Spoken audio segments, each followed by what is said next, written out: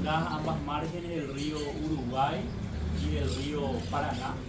Santiago siempre se preocupa por preservar su cultura, sus tradiciones, así que dentro de ese proceso de preservación tenemos elementos culturales tangibles como el museo y también otros elementos culturales intangibles como la fiesta de la tradición misionera, la feria de emprendedores y Santiago Ara, que es un evento que se va posicionando poco a poco.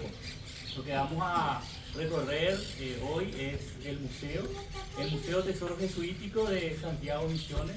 Todas las obras de arte que ustedes van a apreciar en este museo forma parte del conjunto de imágenes que fueron talladas en el siglo XVII y XVIII por los nativos que habitaban aquí.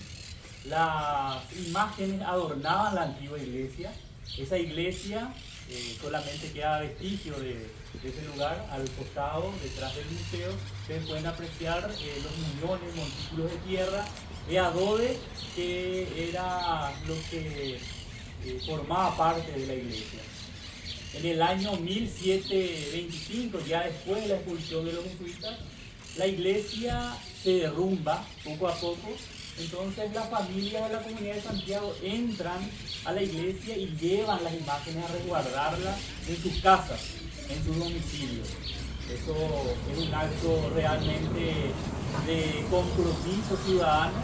Gracias a eso hoy en día tenemos todavía esas imágenes, porque entre ese proceso de 1925 a la década del 50, cuando se termina de construir la iglesia actual, lleva mucho tiempo. Entonces se resguardaba en la casa de la familia. Luego la familia devuelve las imágenes en la década del 50 y empieza a adornar la nueva iglesia. Pero la condición o el lugar no daba para poder tener esas imágenes porque la cantidad era impresionante. Se tenía en la sacristía, en el campanario, se tenía todo encimado las imágenes.